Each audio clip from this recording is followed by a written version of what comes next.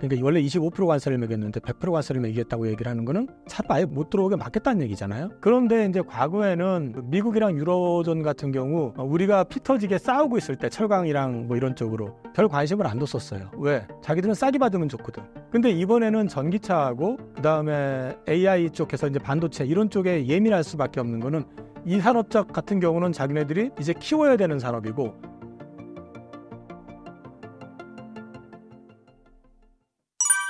현기차를 비롯한 전기차 업황에 대해 한번 짚어주신다면요?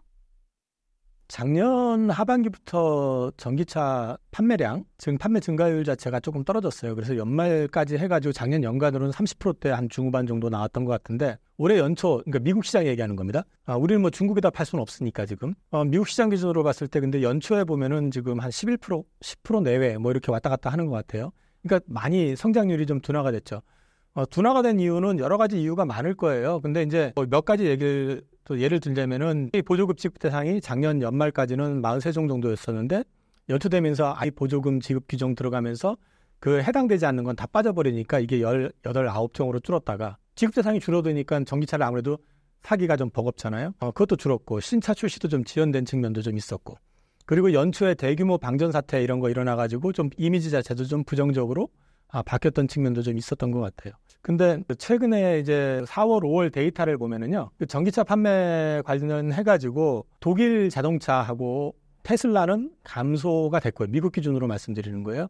근데 이제 반면에 그 GM이나 현대기아, 스텔란티스라든지 이런 쪽은 판매량이 성장률 자체는 많이 늘었어요. 그런데 전체 총합으로 놓고 보면은 테슬라 쪽이 워낙에 판매량이 많기 때문에 그쪽 감소율이 크다 보니까 판매량의 증가율 자체는 되게 많이 떨어졌어요. 이런 것들 때문에 이제 전기차에 대해서는 이게 그래도 열심히 파는 데는 좋아지고 있네라고 보는 시각이 있고, 그래도 총합으로 놓고 보면은 성장률이 정체된 건 맞는 얘기잖아. 두 가지를 다 볼 수 있거든요. 최근 데이터가 이제 5월달에 미래에셋 증권에서 이제 정리한 게 나와가지고 보면은 전체 자동차 판매 증가율은 5%입니다. 미국 기준이에요. 근데 이 가운데서 하이브리드가 판매 증가가 32%, 그 다음에 이제 순수 전기차가 11%. 5월달 판매 기준으로 봤을 때. 그런데 내용을 놓고 보면은 그래도 이제 적극적으로 팔겠다는 의사를 갖고 있는 회사들, 거기는 늘었다. 거기에 포커싱을 하나 해야 될 것 같고요. 그 맥락에서 놓고 접근을 한다 그러면은 결국은 올 하반기에도 판매 의지를 가지고 열심히 프로모션을 하는 쪽이 상대적으로 나을 수 있을 거 아니냐. 그럼 그 맥락으로 놓고 보면은 일단 우리나라의 현대기아 들어갈 수 있을 거고, 그 다음에 GM, 스텔란티스 뭐 이런 쪽이 이제 위주가 될 것 같고요. 테슬라나 이런 쪽은 뭐 아직까지는 조금 기다려야 되지 않을까, 이제 그런 생각을 하고 있는데, 그 현대기아 관련해 가지고 좀 말씀을 좀 드리면, 현대기아 같은 경우는 지금 시장 자체가 앞서도 차 판매 증가율은 5%예요. 미국이 뭐 확 늘어나는 거 아니에요. 왜냐 차 시장 자체는 성장 산업은 아니에요. 차 내에서 전기차 부분이 이제 올라오는 거고, 교체 수요가 커지면은 늘어나겠죠. 근데 이제 포트폴리오를 다 갖췄다. 전기차를 생산을 하는데 플랫폼을 갖춰가지고 양산이 가능하고, 그 다음에 이게 어느 정도 수준 올라오면은 흑자 나는데도 빨리 돌아설 수 있는 그런 이제 EGMP 플랫폼을 구축했고, 현대차 하면은 또 지금 기아차도 그렇고 자신 있게 얘기하는 게 또 하이브리드 카잖아요. 이것도 사실은 지금 하이브리드 카의 글로벌 1위는 토요타지만 토요타 못지않게 지금 이제 올라와 있는 데가 현대기아. 그다음에 내연기관 같은 경우도 이제 현대차 하면은 항상 저가 이미지가 강했었는데 제네시스 많이 팔았죠. 제네시스 브랜드가 올라오고, 그 다음에 SUV가 많이 올라오면서 이미지도 좋아지고, 그 다음에 차의 어떤 판가 자체도 올라오는 이런 것들이 있다 보니까 현대기아 같은 경우는 사실 차량 산업 자체가, 차 시장 자체가 성장 속도가 크지 않아도 앞으로도 좀 포텐셜은 더 기대해 볼 수 있지 않을까. 여기에 더해가지고 지금 보셔야 되는 게 최근에 GM 주가가 되게 좋아요. 전기차를 잘 팔아서가 된 게 그런 게 아니고요. 전기차도 늘었는데 얘네들이 지금 열심히 하고 있는 게 뭐냐면은 주주환원. 자사주를 매입을 100억 달러를 했었어요. 마무리 딱 되니까 바로 60억 달러를 추가로 매수합니다. 근데 60억 달러가 시가총액의 11% 정도 된대요. 현대차가 그렇게 해줬으면 좋겠는데 그렇게 해달라는 게 아니라, 그리고 이제 그 주주 환원율로 보면은 자동차 주식들이 PER이 상대적으로 낮아요. 글로벌 보면 시장에서. 왜 낮으냐면 성장 산업이 아니기 때문에 그래요. 근데 이제 전기차 쪽으로 특화가 돼가지고 강화됐던 테슬라만 주가가 급등했었던 거죠. 근데 나머지는 그렇게 올라오진 못했었는데 최근에 주가가 고개를 들기 시작하는 이유가 주주 환원책이 강화돼서 그렇습니다.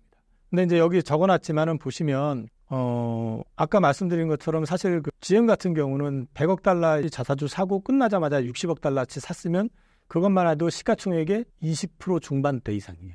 한 30%가 좀 안 될 거예요. 엄청나게 많이 사들어오는 거잖아요. 거기다 배당도 늘리지. 근데 거기에 비해서 현대 같은 경우는 주주 환원율이라는 거는 결국 이제 이익에서 이제 환원하는 건데 25% 수준인데 일본의 자동차들이 50% 수준이에요. 그리고 심지어 포드 같은 경우는 100%가 넘습니다.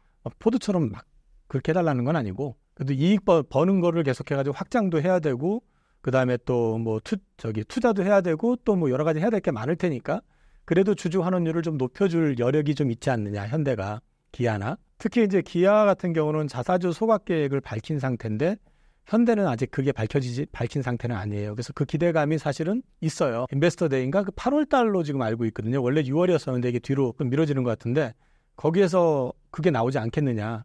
그게 시장에서 압박을 좀 주는 것 같아요. GM도 자사주 저렇게 사주고 있고 기아는 심지어 자사주 소각도 해주고 있고 그다음에 토요타 같은 경우도 주주 환원율 따지면은 자사주 소각 배당 다 합치면은 그래도 50%대가 유지가 되고 있고 그럼 50%대는 안 되더라도 지금보다는 좀 많이 올려줘야지. 그것만 가지고도 주가가 오를 수 있다. 그리고 환율이 요즘 좋잖아요. 환율이 지금 자동차 시장엔 좋을 수밖에 없는 환율.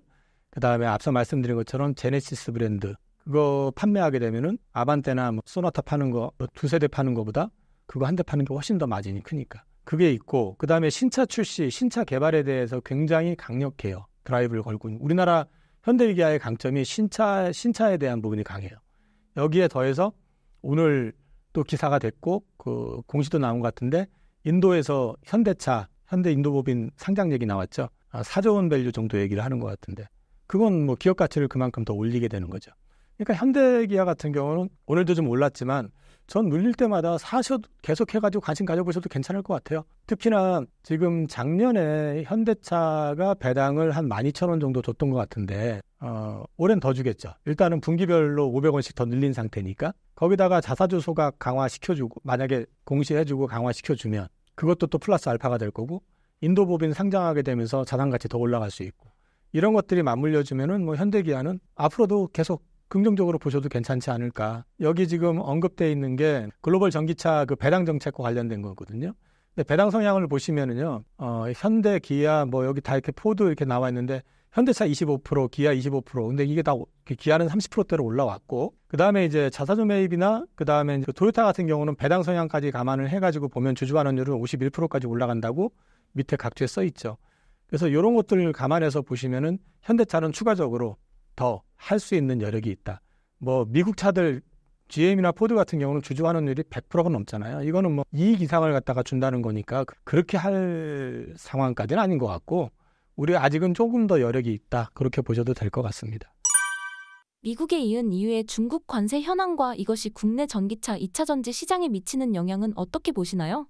일단 관세를 미국은 결정된 건 아니고 100%까지 관세를 매기겠다. 그러니까 원래 25% 관세를 매겼는데 100% 관세를 매기겠다고 얘기를 하는 거는 차로 아예 못 들어오게 막겠다는 얘기잖아요. 그다음에 지금 유럽이 원래 관세를 10% 관세였었는데 최대 38% 추가로 관세를 이제 매기겠다라고 얘기를 하는 거거든요. 그 얘기는 이제 전기차 시장에서 그 중국 같은 경우는 산업을 성장시킬 때마다 항상 보면은 보조금을 줘가지고 키웠단 말이에요, 계속. 이제 그 옛날에 2000년대 초반에 WTO 가입하고 나서 중국이 제일 먼저 중화학적으로 뛰어들 때 제일 처음에 뛰어들었던 게 철강하고 화학이었고요. 운이 없게 우리가 주력이었던 산업 쪽이었었고 거기가. 그 다음에 이제 또 그 뒤에 조선, 마구잡이로 뛰어들고 우리가 경쟁을 하다 보니까 우리가 다 얻어 터졌죠, 사실은. 그리고 뒤에 이제 또 LCD. 최근에 지금 돈 많이 투자하면서 우리나라 기업들 참여를 못하게 막았었던 게 보조금 안 줬었던 게 2차 전지. 그러다 보니까 중국 내에서는 그 2차 전지 중에서 중국산 배터리, 그러니까 오리지널 중국 기업이 만든 배터리만 탑재된 차량에 대해서 보조금을 줬었어요. 그래서 우리나라 2차 전지 업체들이 중국에서 팔질 못했었잖아요. 그러니까 그런 식으로 회사를 키우고 그렇게 키우다 보니까 너도 나도 보조금 받겠다고 투자 들어오고 막 하니까 과잉이 되잖아요. 과잉이 되니까 이거를 어떻게 하질 못하니까 싸게 밖으로 뿌려버리는 이런 정책을 항상 써왔었어요. 그런데 이제 과거에는 미국이랑 유로존 같은 경우 우리가 피 터지게 싸우고 있을 때 철강이랑 뭐 이런 쪽으로 별 관심을 안 뒀었어요. 왜? 자기들은 싸게 받으면 좋거든. 자기네들 주력이 아니기 때문에. 근데 이번에는 전기차하고 그다음에 AI 쪽에서 이제 반도체 이런 쪽에 예민할 수밖에 없는 거는 이 산업적 같은 경우는 자기네들이 이제 키워야 되는 산업이고, 그 다음에 이제 이거는 결국 또 방산하고 또 연결이 될 수 있는 산업이기 때문에 결국 궁극적으로 봤을 때는 안보하고도 직결이 될 수 있는 문제고, 여러 가지 이슈들이 부각이 될 수 있다 보니까 이쪽에 대해서는 이제 딱 선을 긋기 시작한 거거든요. 선을 긋기 시작하는데 이 조치를 취하게 되면은 아무래도 중국산 자동차 업체들 같은 경우는 들어오는 게 이전보다는 좀 불편해지겠죠. 그리고 중국산 자동차에 대해서는 약간 선입견이 저도 좀 있어요, 사실은. 그래서 이렇게 마음 편하게 타지를 못할 것 같거든요. 목숨을 담보하고 운전을 해야 되는 건데, 뭐 유튜브 같은 거 보면은 또 부정적인 걸 또 많이 봐서 그런지 모르겠지만, 뭐 갑자기 세워놓은 게 막 불나고 하는 것들도 많이 나오니까. 근데 이제 이런 것들이 이제 일단 좀 블럭이 걸리게 되면은 중국은 바로 보복을 안에 뭐 안에 하겠지만, 염두에 둬야 되는 거는 결국 그러면은 미국은 중국 브랜드, 중국 기업은 못 들어오게 차단을 시켰어요. FEOC 규정부터 시작을 해가지고. 근데 문제는 유럽은 그건 중국 기업들이 유럽 현지에다가 자동차 회사 만들겠다 할 수 있잖아요. 그거는 못 막을 거 아니에요. 근데 이제 한 가지 만드는데 배터리도 규제가 들어갈 거고 뭐 이러니까 경쟁이 중국 내에서 자동차 만드는 것보다는 안 쌀 거 아니에요. 그죠? 그러니까 이전보다는 이제 중국 회사가 유럽에서 만든다 손 치더라도 가격으로 봤을 때는 마냥 싸게는 못 만들 거고, 그럼 경쟁을 붙었을 때는 결국은 품질의 이슈가 나오게 될 거고, 그런 맥락에서 봤을 때는 우리한테 나쁜 건 아니죠. 그리고 우리가 좀 숨쉴 공간을 주는 걸 수도 있고, 그런 맥락에서 이제 이해를 좀 하면 될 것 같고요. 미국은 사실은 뭐 25%에서 100% 인상은 이건 사실상 들어오지 마라라는 얘기이기도 하고, 그리고 사실 이제 이건 또 경쟁이 붙은 거죠. 공화당하고 민주당하고 누가 더 중국을 더 심하게 때리느냐. 그래서 좀 차별점을 두기 위해서 이렇게 하는 거라는 측면에서 봤을 때 대선 이후에도 저는 중국하고 다시 이렇게 옛날처럼 끈끈한 관계로 돌아가지는 못할 거라고 보고 있기 때문에 이런 거는 좀 지속되지 않겠느냐라고 저는 이제 생각을 하고 있습니다. 중국 당국에서도 최근에 보면은 그래서 전기차도 그렇고 배터리도 그렇고 이제 내부적인 구조조정을 좀 시작하는 분위기예요. 그래서 이제 그런 것들은 좀 지켜보실 필요가 있을 것 같다.